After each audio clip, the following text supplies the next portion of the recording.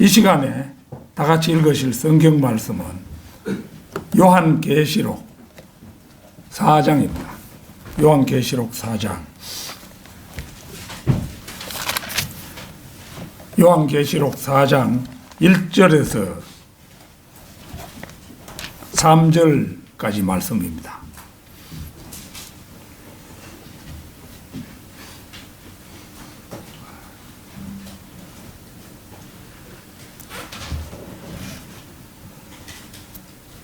다 찾으신 줄 알고 받들어 읽겠습니다. 이 일 후에 내가 쳐다보니 보라, 하늘에 한 문이 열려 있는데 내가 들은 첫 음성은 나팔 소리 같았으며 내게 말하여 이르기를 이리 올라오라. 내가 이후에 마땅히 일어나야 할 일들을 네게 보여주리라 하더라. 또 내가 즉시 영 안에 있게 되었는데 보라, 하늘에 한 보좌가 놓여 있고 한 분이 그 보좌에 앉으셨는데 앉으신 분의 용모가 벽옥과 홍보석 같으며 그 보좌를 두른 무지개는 에메랄드 같이 보이더라. 제가 휴거에 대해서 이걸 와서 자주 그 설교를 드리는데요. 휴거의 때가 이제 가까이 다가오고 있기도 하고, 이 휴거에 대한 내용도 굉장히 복잡하기 때문에 어느 정도 기본이 되는 것은 알아두어야 된다 하는 생각에서 앞으로 뭐 기회 있을 때마다 한 두세 번은 더 하지 싶습니다. 그래 알아주시고 잘 경청해 주시기 바랍니다. 오늘 드릴 말씀의 제목은 휴거 때 일어나는 상황들, 휴거 때 일어나는 상황들, 이런 제목으로 말씀을 드리겠습니다. 상급 학교에 입학할 때는 입학시험이 있고 또 회사에 들어갈 때는 입사시험이 있습니다. 입학시험이나 입사시험이나 사전에 날짜와 시험 과목과 장소가 예고되고 그에 따라 응시할 사람들은 시험 날짜에 초점을 맞추고 최대한 열심히 공부하여 시험에 응하게 됩니다. 그리하여 성적 순으로 모집 인원을 뽑고 나머지는 탈락하게 되죠. 그러나 탈락하더라도 입학시험 탈락한 학생이면 성적이 좀 더 낮은 학교에 진학하면 되고, 또 입사시험에 탈락한 사람은 또 다른 회사나 혹은 다른 직업을 선택하여 살아가면 됩니다. 천상의 입사시험이라 할 수 있는 휴거도 시험 날짜, 시험 과목이 이미 약 2000년 전에 예고되었고 시험 장소도 이 세상 자신이 거주하고 있는 곳으로 예고되어 있다고 할 수가 있죠. 데살로니가 전서 5장 1절에서 6절을 찾겠습니다. 데살로니가 전서 5장 1절에서 6절입니다. 그러나 형제들아, 그 때와 시기에 관해서는 너희에게 쓸 필요가 없으니 이는 주의 날이 밤에 도둑같이 오리라는 것을 너희 자신이 정확히 알고 있기 때문이니라. 그들이 평안하다 안전하다고 말할 때에 아이벤 여인에게 진통이 오듯 갑작스런 멸망이 그들에게 임하리니 결코 피하지 못하리라. 그러나 형제들아, 너희는 어두움에 있지 아니하니 그날이 너희를 도둑같이 덮치지 못하리라. 너희는 모두 빛의 자녀들이며 낮의 자녀들이라. 우리는 밤이나 어두움에 속하지 아니하노라. 그러므로 우리는 다른 사람들과 같이 자지 말고 깨어 있어 정신을 차리자.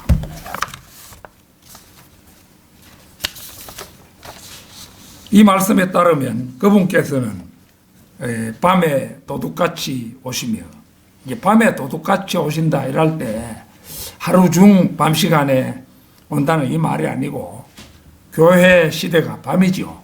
교회 시대 2000년이 밤인데 그 밤에 도둑같이 오시며, 물론 이제 그 오시는 날에도 지구는 둥글어서 자전을 하기 때문에 주님 오실 때 밤인 곳도 있고 낮인 곳도 있고 아침인 곳도 있고 저녁인 곳도 있고 그렇게 되는 겁니다.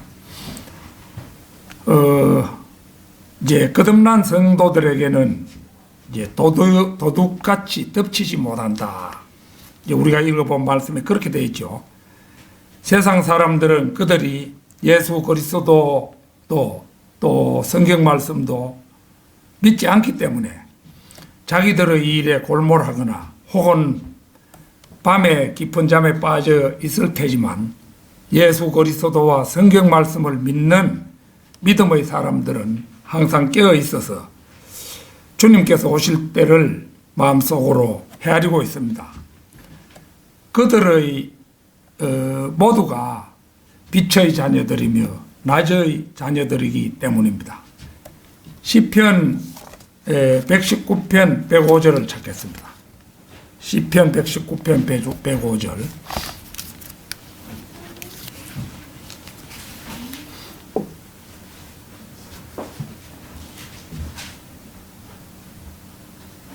주의 말씀은 내 발의 등불이요 내 길의 빛이니이다.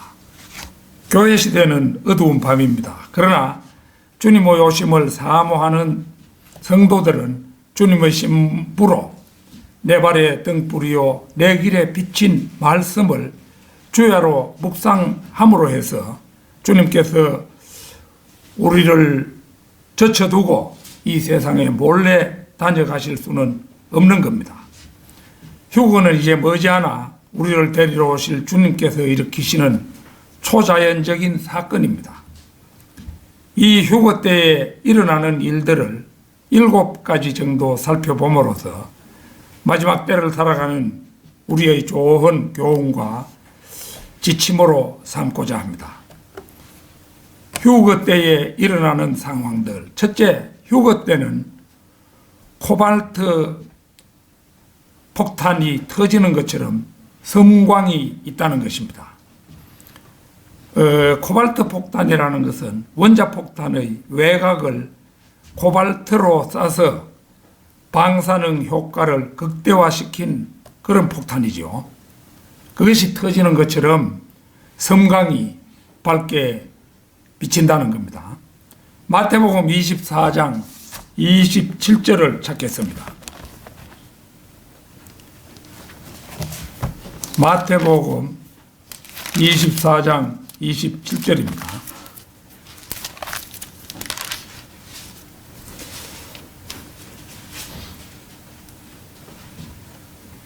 마치 번개가 동편에서 치면 서편까지 비치는 것 같이 인자의 오는 것도 그러하리라.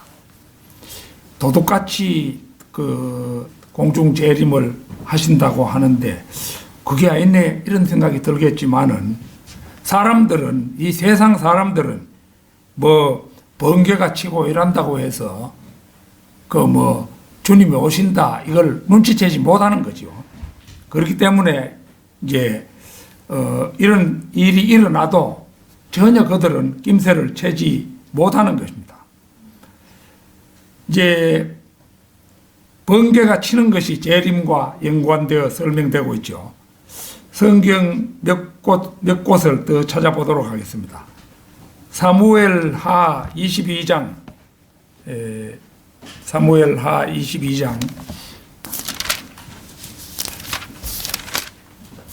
14절 15절입니다.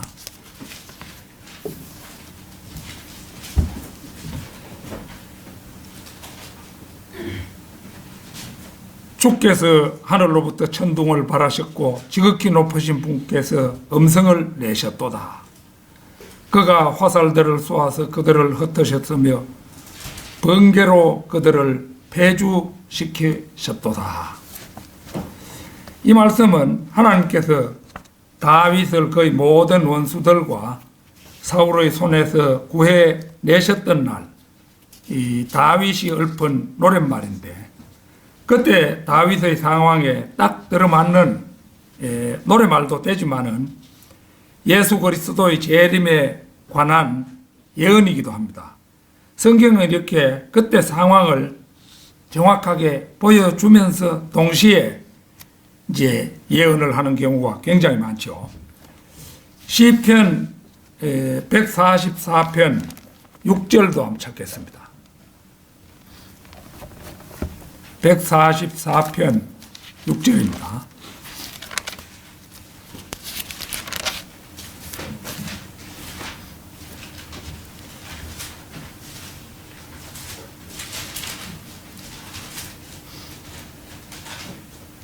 번개를 발하여 그들을 흩으시고 주의 화살들을 쏘아 그들을 멸하소서. 자, 스가랴 9장 14절도 보겠습니다. 스가랴는 말라키 바로 앞이죠. 스가랴 9장 14절입니다.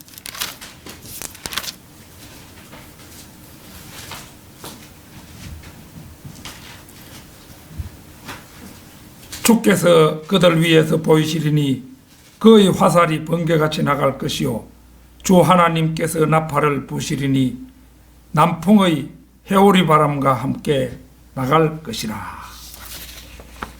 여기 이제 예수 그리스도 공중 재림의 한순간을 잘 보여주고 있죠. 이사야 50장 1절에서 5절도 찾겠습니다.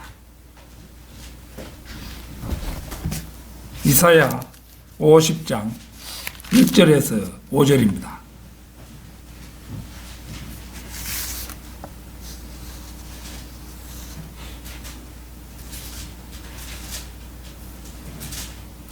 이 이사야 50장이 뭐를 내가 잘못 기록했는 것 같은데요.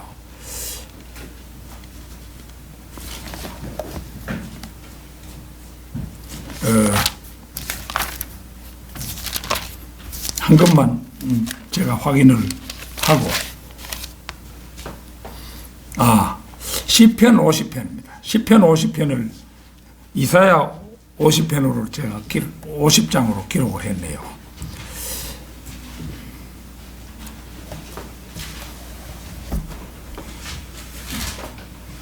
능하신 하나님, 곧 주께서 말씀하셨고 해 뜨는 데서부터 해 지는 데까지 땅을 부르셨도다. 완전한 아름다움인 시온에서 하나님께서 빛을 발하셨도다. 우리 하나님이 오셔서 잠잠하지 아니하시리니 그의 앞에는 불이 삼키고 그의 주위에는 광풍이 불리로다. 그가 위로부터 하늘들과 땅에까지 부르시리니 이는 그가 자기 백성을 판단하시려는 것이라. 내 성도들을 내게로 다 모으라. 그들은 희생제로 나와 언약을 맺은 자들이라. 앞서 세 곳 말씀에서는 번개가 나타나지만은 여기 시편 50편에서는 이제 같은 효과의 빛이 나타나고 있습니다. 하늘에서 그리스도의 심판석이라는 하나의 심판이 있고 이스라엘 민족은 땅에서 환난 중에 심판을 받습니다. 이게 이제 휴거되는 사람 숫자는 사실은 전 세계적으로 이제 일어나니까 굉장히 적은 숫자가 이제 휴거되는 겁니다. 지금 이스라엘 땅에 그 하는 사람 숫자가 한 800 몇십만쯤 되겠죠. 800 몇십만쯤 되고 또 뭐 미국이라든지 뭐 다른 데 해가지고 총 2,400만 정도가 살고 있는데 그 휴거 때에 보면은 이스라엘 사람들은 고난을 이제 대환란 때 고난을 겪으면서 이제 수많은 사람들이 그래가지고 거기서 나오는 무리가 이제 대환란에서 나오는 이스라엘 사람들의 무리가 14만 4천 명이라고 되어 있잖아요. 그러니까 그거 얼마 안 되는 퍼센트를 보여주는 겁니다. 그래서 이스라엘 민족은 땅에서 환란 중에 심판을 이제 받습니다. 여기서는 영적 적용도 가능합니다. 즉 휴거 때 성도들이 믿음을 통해서 그리스도께로 함께 모인다는 의미로도 적용이 가능한 말씀입니다. 살펴본 대로 휴거 때는 빛과 번개로 인한 섬광이 온 세상에 빛날 것이라는 사실입니다. 빛나도 세상 사람들은 그것이 무엇인지 알지를 못하죠. 막 천둥이 치고 번개가 치고 이렇게 했는데 뭔데도 불이 번쩍번쩍하고 뭐 이래 돼도 뭐 그러려니 뭐 그렇게 폭풍이 부는 것처럼 그렇게 생각하고 넘어가겠죠. 그거에 세상 사람들입니다. 그러나 그 속에서 성도들은 데려감을 당하는 겁니다. 휴거 때에 일어나는 상황들. 둘째로 휴거 때에는 수백 개의 핵폭탄이 동시에 폭발하는 것처럼 천둥 소리가 진동할 것이라는 사실입니다. 요한복음 12장 28절 29절 찾겠습니다. 요한복음 12장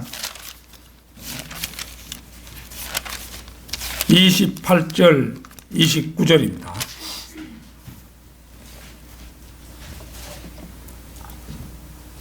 아버지시여 아버지의 이름을 영화롭게 하옵소서라고 하니 그때 하늘에서 음성이 나기를 내가 그 이름을 영화롭게 하였고 또다시 영화롭게 하리라고 하시더라.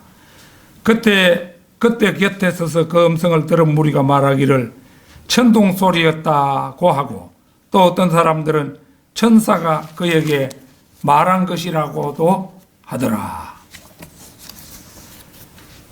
이게 이제 하늘에 계시는 아버지 하나님께서 아들 하나님인 예수 그리스도께 말씀하셨는데 그게 관계없는 사람들에게는 천둥 소리로 들리는 거죠.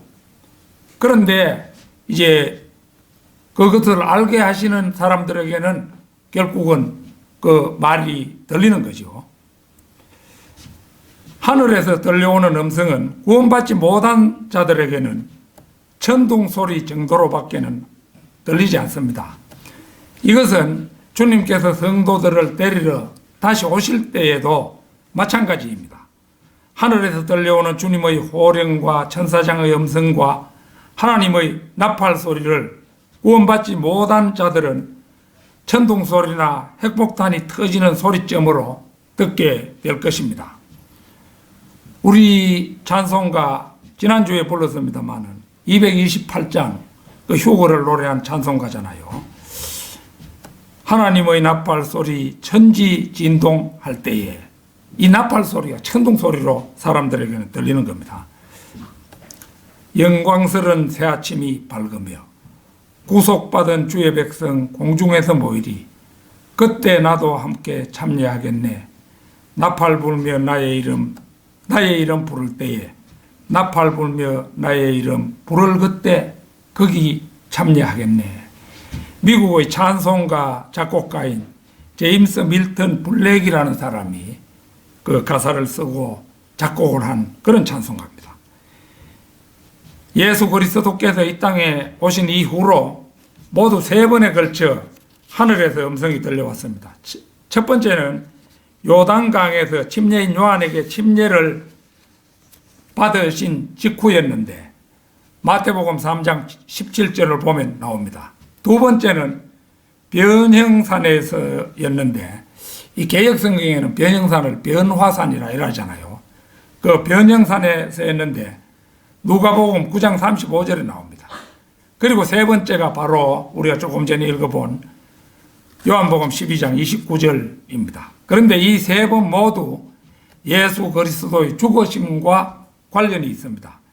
맨 처음에는 침례 받으심으로 죽음을 상징하셨고 두 번째 변형산에서도 모세와 엘리야가 영광 중에 나타나서 주님과 함께 주의 죽음에 관하여 이야기하고 있을 때였으며 여기 요한복음에서도 주님께서 이 시간을 맞으시면서 하늘에서 음성이 들려온 것입니다.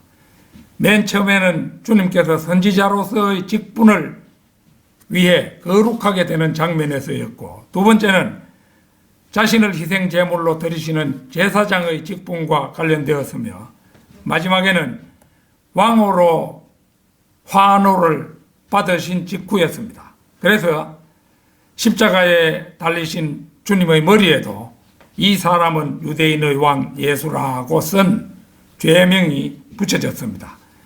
예수님의 죽으심은 곧 하나님의 영광이었기에 그분의 죽음과 관련된 일이 있을 때 하늘에서 음성이 들려왔던 것입니다. 그런데 일반 사람에게는 그게 천둥 소리로 들리는 거죠. 휴거 때에 일어나는 상황들. 셋째, 나팔 소리가 천둥을 동반한다는 사실입니다. 데살로니가전서 4장 16절, 우리가 자주 찾아보는 말씀인데요.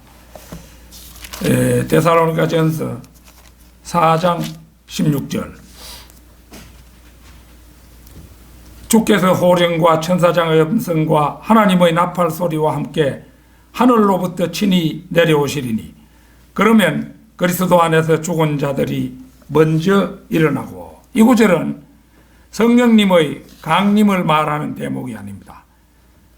사도행전에서 하늘로 올라가신 바로 그 주님께서 공중 강림을 말씀하시는 그 대목입니다. 그분이 오실 때 우리는 세 가지 소리를 들을 것입니다.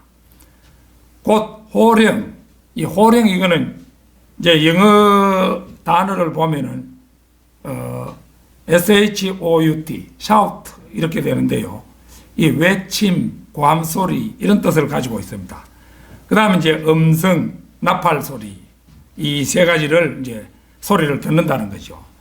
여기에서 나팔 소리는 요한계시록 8장 6절에 나오는 천사의 나팔과는 다른 것으로 말 그대로 하나님의 나팔 소리입니다. 따라서 본문에서 하나님의 나팔 소리는 하나님께서 친히 말씀하시는 음성을 가리킵니다. 고린도전서 15장 52절도 보겠습니다. 고린도전서 15장 52절.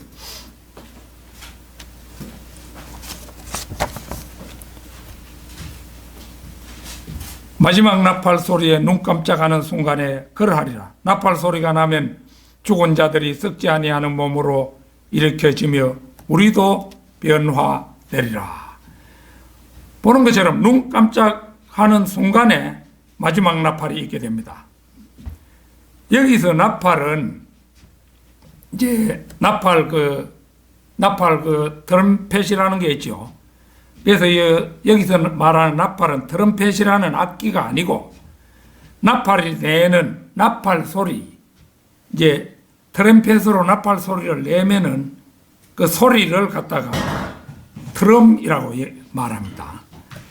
소위 대환란 이후 휴거설을 주장하는 자들은 그리스도인들도 다니엘의 70주 동안 대환란을 거친 뒤에 7 나팔이 울리고 그 7 나팔 중에서 마지막 나팔과 함께 휴거된다고 가르칩니다. 이게 이제 그 9월 이제 휴거설, 나팔절에 휴거된다. 그 9월 휴거설을 주장하는 자들의 주장이 그겁니다. 그렇게 되면은 휴거에 대한 이론도 완전히 뒤죽박죽이 되어버리는 것이죠.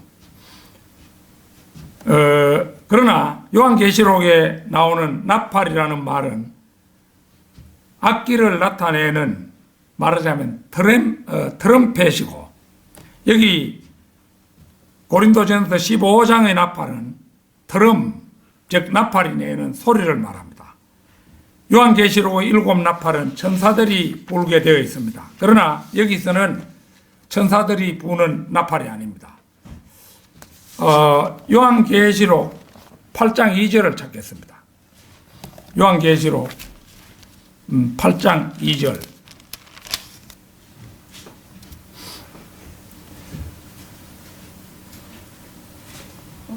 그때 내가 보니 일곱 천사가 하나님 앞에 섰고 그들이 일곱 나팔을 받더라.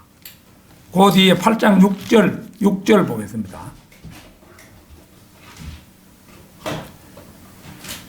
그때 일곱 나팔을 가진 일곱 천사가 나팔을 부르려고 준비하더라. 그 다음에 이제 그 뒤에 넘어가서 11장 15절 보겠습니다. 11장 15절.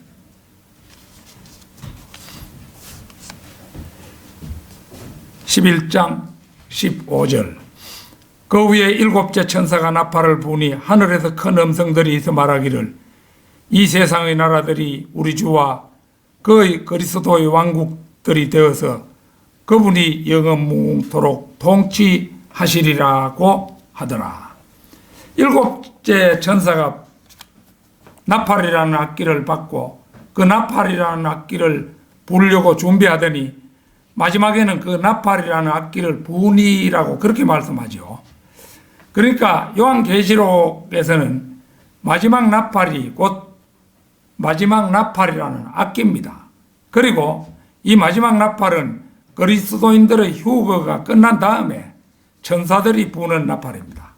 그러므로 고린도전서 15장의 마지막 나팔은 요한계시록에서 말하는 나팔과는 전혀 다른 것입니다.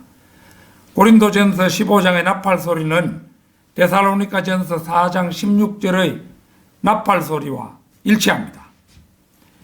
자, 그 오늘 본문 말씀 가운데 요한계시록 4장 1절 다시 한번 보겠습니다.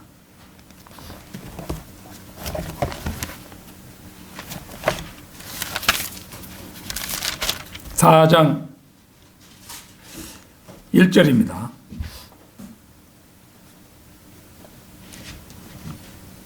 이 일 후에 내가 쳐다보니 보라 하늘에 한 문이 열려 있는데 내가 들은 첫 음성은 나팔 소리 같았으며 내게 말하여 이르기를 이리 올라오라 내가 이후에 마땅히 일어나야 할 일들을 네게 보여주리라 하더라.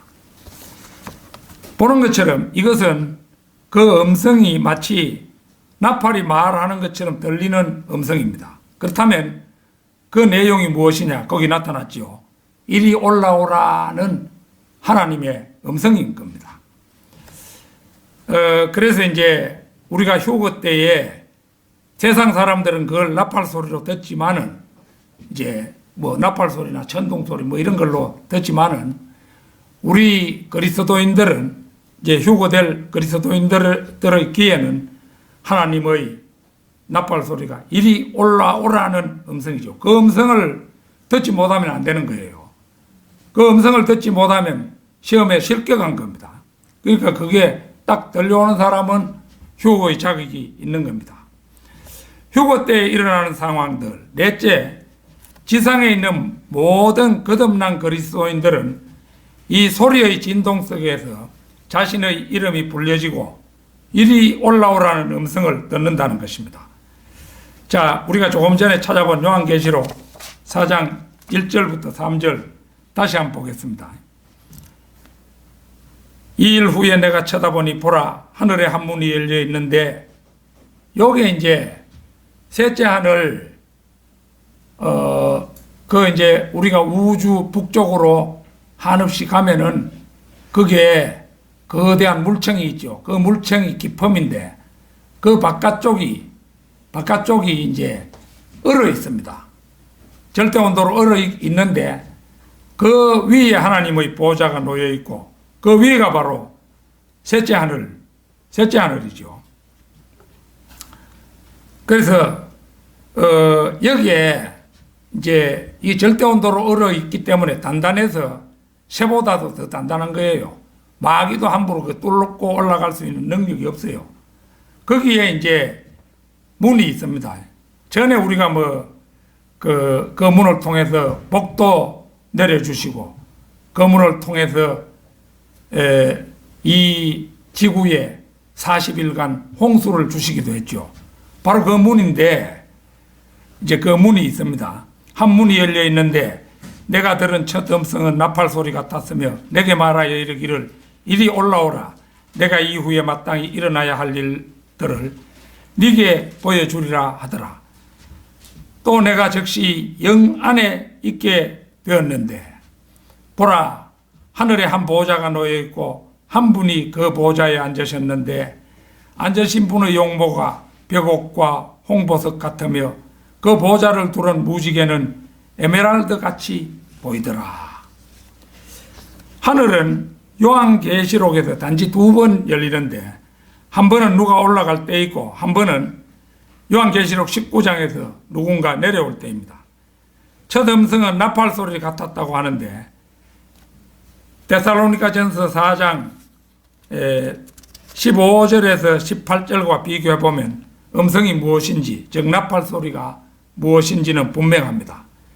그것은 이리 올라오라는 하나님의 음성입니다.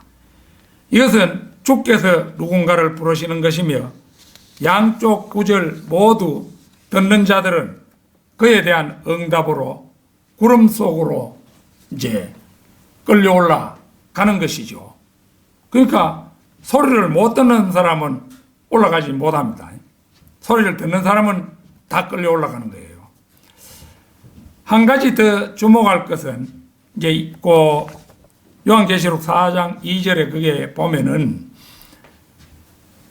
또 내가 즉시 영 안에 있게 되었는데 이 부분인데요. 특히 영 안에라는 표현입니다. 이것은 거듭난 성도가 그리스도 안에 있는 것처럼 성도가 성령 안에 있다는 의미가 아닙니다. 이것은 다른 차원으로서의 형태나 구조의 기적적인 변형을 의미하는 성령 안에입니다. 사도 바울이 그 돌에 맞아 그 잠시 죽었던 그 순간에 이제 셋째 하늘에 다녀왔잖아요. 셋째 하늘에 다녀왔는데 셋째 하늘에 있었던 것은 이제 바로 기적적인 변형을 의미하는 성령 안에 바울이 들어갔기 때문에 즉시 셋째 하늘로 옮겨질 수 있었던 것입니다. 말하자면 이제 여기에 지구에서 북쪽으로 거리가 3조 광년이나 되는데 1광년이 빛이 1년 동안에 가는 거리입니다. 빛은 1초 동안만 해도 30만 킬로미터를 나가는데 3조 년 동안 가는 거리가 빛초의 속도로 3조 년 동안 가는 거리를 순식간에 건너가는데 그게 이제 하나님의 능력이죠.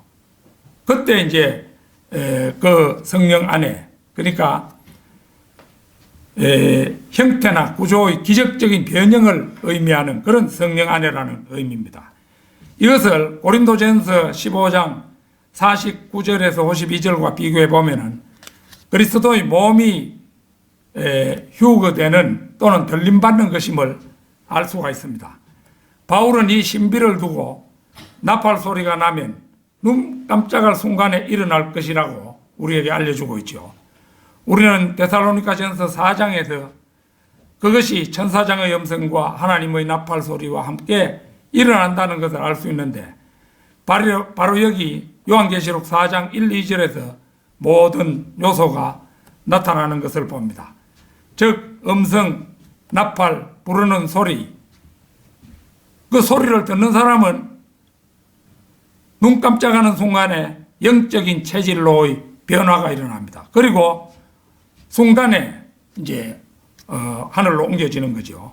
우리도 때가 되면은 요한과 똑같이 눈 깜짝할 사이에 첫째 하늘, 둘째 하늘을 넘어서 셋째 하늘로 옮겨질 것입니다. 휴거 때 일어나는 상황들. 다섯째, 구원받고 살다가 그리스도 안에서 죽은 자들이 먼저 부활하여 구름 속으로 끌려 올라간다는 진리입니다. 데살로니가 전서 4장 16절 다시 보겠습니다. 데살로니가 전서 4장 16절. 주께서 호령과 천사장의 음성과 하나님의 나팔 소리와 함께 하늘로부터 친히 내려오시리니 그러면 그리스도 안에서 죽은 자들이 먼저 일어나고 구원받고 죽은 사람들의 몸이 무덤과 바다와 이 세상의 전쟁터에서 벌어져서 막 썩어버린 그런 사람도 있겠지요. 그러니까 그 구원받고 죽은 사람들의 몸이 무덤과 바다와 이 세상의 전쟁터들로부터 나와서 원자는 원자끼리 분자는 분자끼리 결합하여 피 없이 살과 뼈로 된 영광스러운 몸을 입게 됩니다. 그런데 그 바로 두 절 앞을 한번 보십시오. 14절 한번 보십시오. 예수께서 죽었다가 다시 살아나신 것을 우리가 믿는다면 그와 같이 하나님께서는 예수 안에서 잠든 자들도 그와 함께 데리고 오시리라. 이 말씀이 아주 중요합니다. 예수 안에서 잠든 자들, 구원받고 살다가 죽은 사람들의 혼은 지금 셋째 하늘 낙원에 있습니다. 주님의 공중 재림 때에 주님께서는 셋째 하늘 낙원에 머물고 있는 죽은 사람들의 혼을 데리고 공중까지 오셔서, 지구의 공중까지 오셔서 풀어놓습니다. 그러면 그 혼들이 자신들의 몸이 최후를 마치고 묻혔던 곳, 무덤, 물속, 전쟁터로 가서 살과 뼈로 된 몸을 입고 부활하여 그때까지 살아남아 있는 우리보다 먼저 공중으로 끌려 올라가게 된다는 것입니다. 그런데 전에도 제가 한번 설교를 했습니다마는 결코 교리서가 될 수 없는 전도서를 교리서로 채택한 이단들은 혼의 잠이라는 놀라운 교리를 만들어냈습니다. 혼의 잠이라는 거짓 교리를 믿는 집단은 여호와의 증인들, 몰몬교도, 제7일 안식교도 등이 있는데 모두 이단들입니다. 전에 미국 대통령 후보로 몰몬교도가 대통령 후보까지 된 일이 있었죠. 그렇지만 그 이단이에요. 혼의 잠에 관해서는 지난 8월 26일 설교에서 제가 자세히 설명했습니다. 그러니까 이제 이 혼의 잠을 믿는 무리와 그에 동조하는 또 무리들이 많이 있어요. 이들은 혼이 잠자고 있다고 생각하는 거예요. 그러니까 자기의 시신이 묻혀 있는 곳에 잠자고 있다는 겁니다.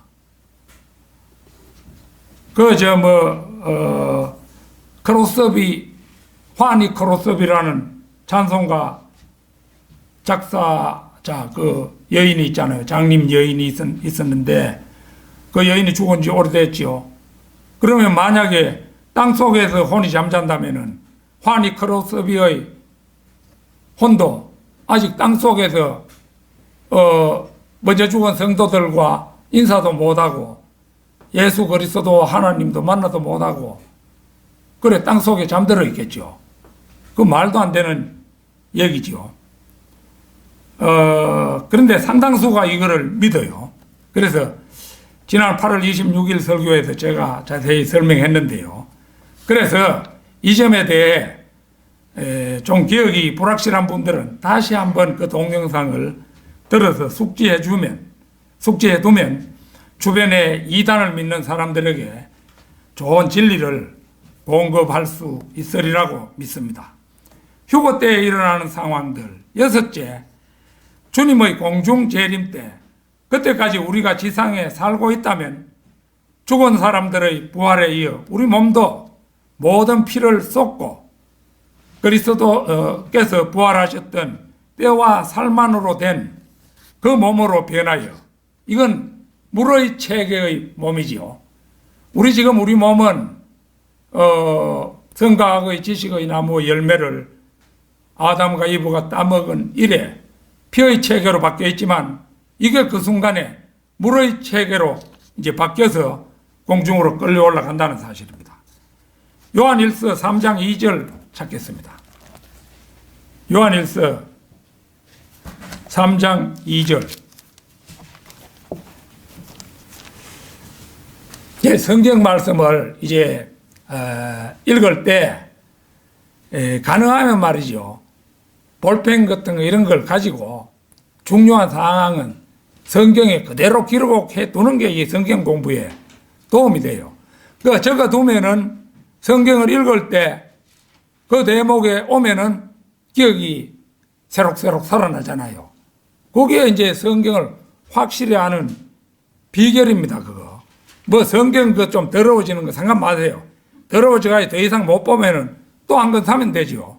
그런 겁니다. 사랑하는 자들아, 이제는 우리가 하나님의 아들들이라. 딸들은 어디 갔습니까? 부활 때는 다 33살 반의 남자 몸으로 변합니다. 여기 여자분들 그때 남자 몸으로 변해요. 그러니까 그 놀라운 거죠. 이 킹 제임스 성경이 보여주는 진리입니다. 우리가 어떻게 될 것인지는 아직 나타나지 아니하였으나 그가 나타나시면 우리가 그와 같이 되리라는 것을 아노니. 그와 같이 된다. 그가 예수님이잖아요. 예수님과 똑같이 된다. 예수님이 부활하셨던 모습과 똑같이 된다 이 말입니다. 내가 원래 73인데요. 이 73살 먹은 다 늙어 빠진 제가 이 휴거의 날이 되면은 33살 반이 된다는 겁니다. 저도 뭐 지금 이렇지만은 33살 반에는 싱싱하고 여인들이 호감을 느낄 만한 모습이었어요. 그런데 이제 늙으니까 이래 된 거죠. 그래서 우리가 그와 같이 되리라는 것을 아노니 33살 반의 예수님 부활하신 모습과 똑같이 우리는 변한다 이겁니다. 몸의 체질도 똑같이 변하는 거예요. 이는 우리가 그분 그대로 예수님의 몸을 하나도 빠짐없이 그대로 입고 그분을 만난다는 그 말이에요. 이거 놀라운 말씀이죠. 그래서 한 번 더 얘기하면은 여기에서 우리가 그와 같이 되리라는 것을 아노니 이 말씀은 우리가 이제 단단한 고체를 통과할 수 있고 빛의 속도보다 더 빨리 이동할 수 있는 33세의 남성의 몸을 가지게 될 것을 의미합니다. 죄 없고 썩지 않는 몸, 곧 고통과 슬픔과 죽음을 맞지 않는 그런 몸이 되는 것입니다. 누가복음 24장 31절 한번 보겠습니다. 누가복음 24장 31절.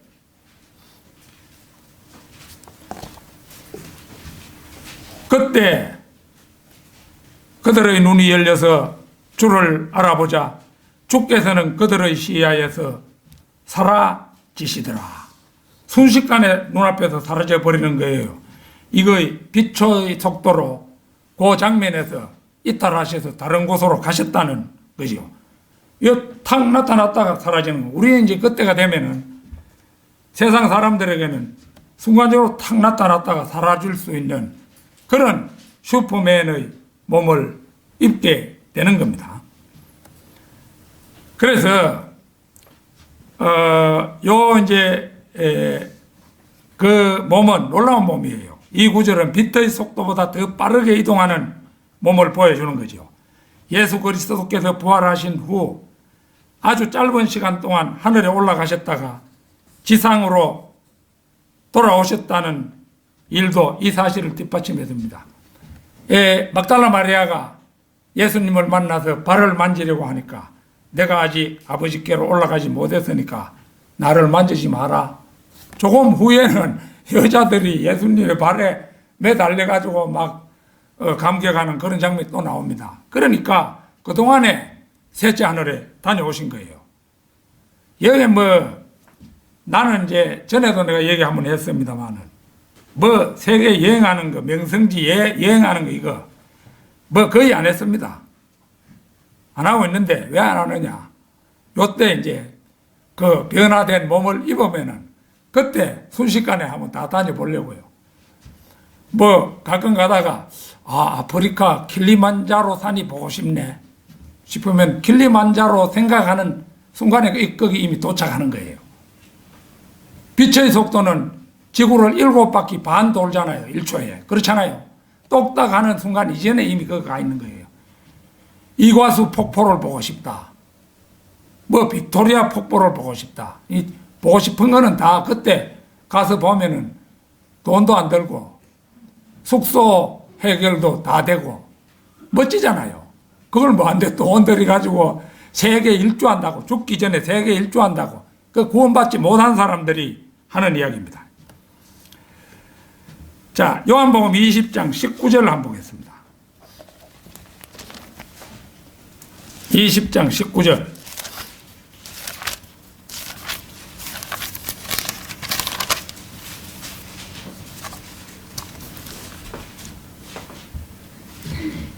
그리하여 그 주의 첫날, 그날 저녁에 제자들이 모인 곳에는 유대인들을 두려워하여 문들이 잠겨 있었는데 예수께서 오셔서 그 가운데 서서 그들에게 말씀하시기를 너희에게 평강이 있으라고 하시더라. 예수님은 문이 잠겨 있는 그 방 안에 호련히 나타나신 거예요. 그 몸은 고체를 그대로 뭐 철판이든 바위든 산이든 그대로 통과할 수 있는 슈퍼맨의 몸입니다. 제가 좀 부끄러운 고백 하나 할게요. 뭔고 하니 그 우폰읍에 갔었는데 우폰읍에 그 이제 진열장 같이 이래 돼가지고 유리로 위에 이제 바깥에 벽을 해놨는데 그 이제 구경 시큰하고 나오다가 유리벽이 있는 걸 깜짝 잊어불렀어요. 그러니까 이제 출입문으로 나가야 되는데 출입문도 아닌 곳으로 난 바깥인 줄 알고 그냥 막 걸어 나가다가 뒤리 부딪히는데 이 막 얼굴하고 이렇게 부딪히니까 그러니까 뒤로 넘어졌는데 정신이 하나 없어요. 그 충격이 굉장히 크더라고요. 남은 아파 죽겠는데 같이 갔던 사람들이 깔깔깔깔 하고 웃는데 참 약대기 오르대요 그때. 근데 그 몸은 그런 거 신경 안 써도 돼요. 앞에 바위가 있든지 뭐 바로 직선으로 나갈 수 있는 겁니다. 그래서 이 부분이 몸의 이제 부활한 몸의 원자적 구조는 단단한 물체를 통과할 수 있는 능력을 가진 몸임을 또한 보여줍니다. 이렇게 변화된 몸을 입은 그리스도인들은 공중에서 부활한 성도들과 함께 셋째 하늘로 껑충 뛰어 건너게 됩니다. 데살로니가 4장 17절에 이렇게 되어 있지요. 그리고 나서 살아남아 있는 우리도 공중에서 주와 만나기 위하여 그들과 함께 구름 속으로 끌려 올라가리니 그리하여 우리가 영원히 주와 함께 있으리라. 이것은 지상 재림을 말한 게 아닙니다. 휴거, 곧 공중 재림을 말한 것입니다. 휴거 때에 일어나는 상황들, 일곱째, 영광스러운 몸을 입은 변화된 몸들은 빛의 속도보다 더 빠르게 태양계를 떠나 정북 쪽으로 끌려 올라가 하나님의 보호자가 있는 셋째 하늘에 이른다는 사실입니다. 이 셋째 하늘 거기 아주 그 사도 바울이 보고 온 곳이기도 한데 시편 48편 1절에서 3절 한번 보겠습니다. 시편 48편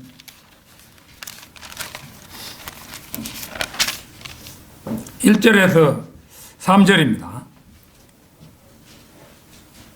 주는 위대하시니 우리 하나님의 도성과 그의 거룩한 산에서 크게 찬양받으시리로다.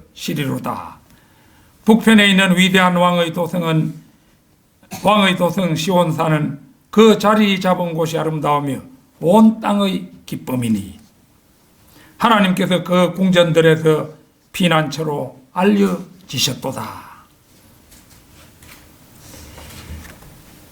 삼조광년 저편 정북 쪽은 하늘의 시온산이 있는 곳으로 하나님의 보호자가 있는 곳이며 하나님의 영광스러운 그 임재가 바로 거기에 있는 겁니다. 이제 우리가 그 나침반을 보면은 둥글게 이렇게 되어 있는 나침반은 항상 정북을 가리키잖아요. 왜 나침반이 정북을 가리키겠습니까? 그것은 하나님이 그 방향에 계신다. 그걸 보여주는 겁니다. 세상 사람들은 그걸 모르지만 우리는 왜 저게 딴 방향을 안 가리키고 북쪽 방향만 가리키지? 그 하나님이 계신 곳을 알려주는 겁니다. 바로 이사야 14장 12절에서 14절 한번 보겠습니다. 이사야 14장 12절에서 14절입니다.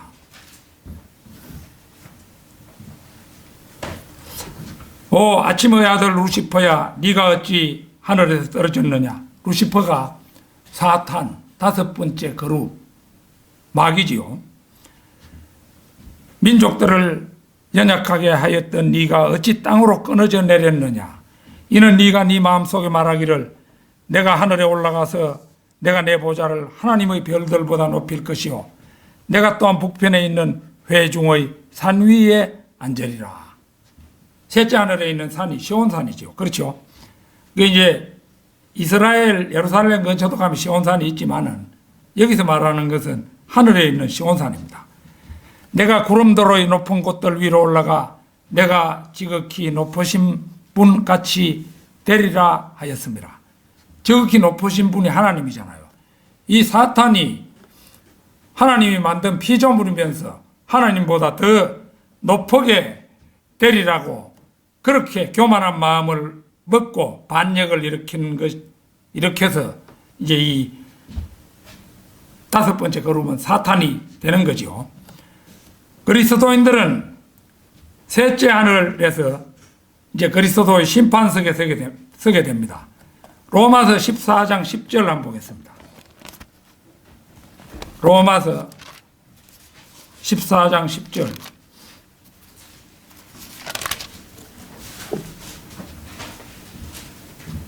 그런데 너는 어찌하여 네 형제를 판단하느냐. 어찌하여 네 형제를 업신여기느냐. 우리가 모두 그리스도의 심판석 앞에 서리라. 고린도후서 5장 10절도 보겠습니다. 고린도후서 5장 10절입니다.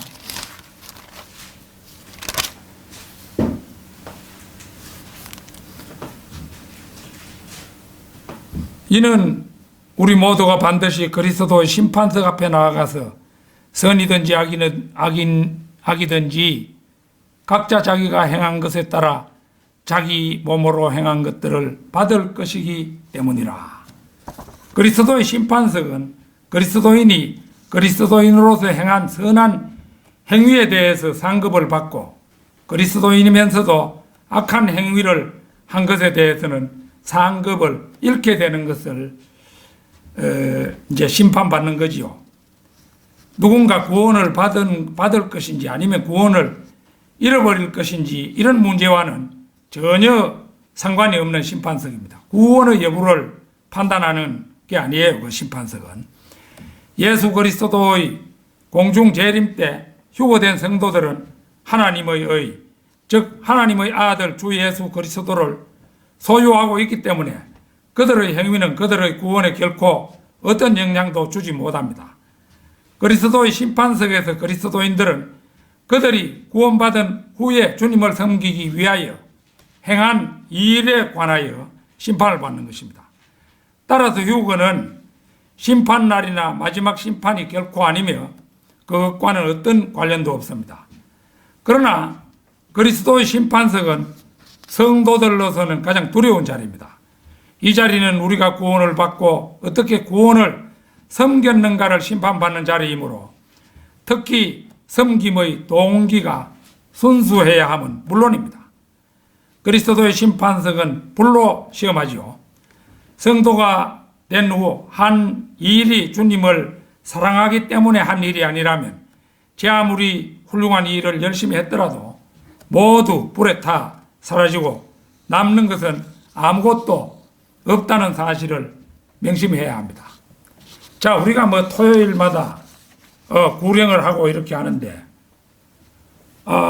그리스도의 심판석에서 확실히 우리가 상 받을 수 있는 방법이 뭐냐 하면은 간단한 거 뭐 한 두 가지만 얘기하면은 첫째는 예수님의 재림을 고대하는 사람들, 그게 이제 그 멸류관을 받게 되잖아요.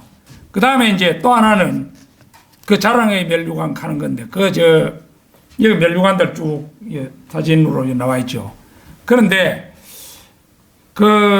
이제 구령자에게 주어지는 게 그 자랑의 멸류관인데, 여러분이 만약 자기의 친한 친구가 있다든지 또 뭐 자기 가까운 집에 참 뭐 어머니가 계신다든지 아버지가 계신다든지 진심으로 그분을 구령하면은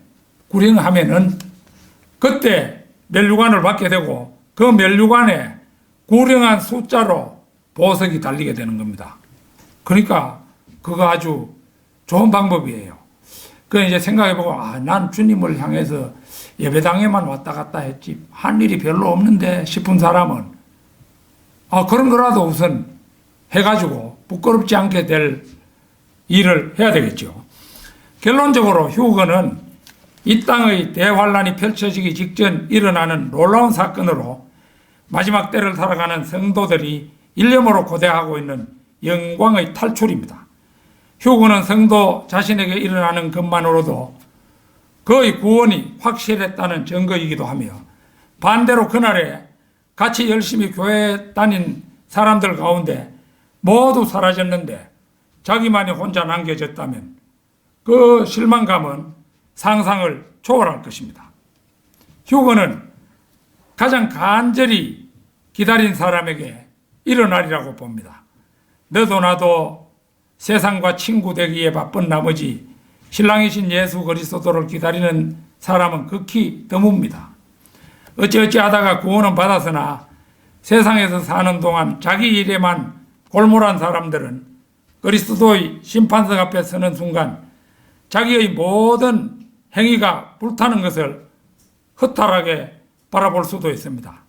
그러나 정작 문제는 자신이 받았다고 생각한 구원이 아니어서 적그리스도가 통치하는 세상에 남겨져 고난을 견디지 못하고 이마나 손등에 표를 받음으로 말미암아 지옥행이 결정된다면 그 절망감은 또 어떻겠습니까?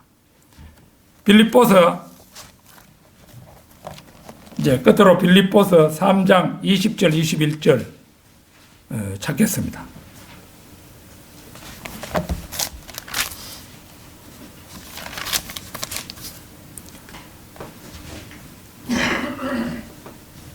우리의 시민권은 하늘에 있으므로 우리가 그곳으로부터 오실 구주이신 예수 그리스도를 기다리고 있으니 그가 만물을 자신에게 복종시키는 그 능력의 역사로 인하여 우리의 천한 몸을 그분의 영광스러운 몸같이 변모시키리라.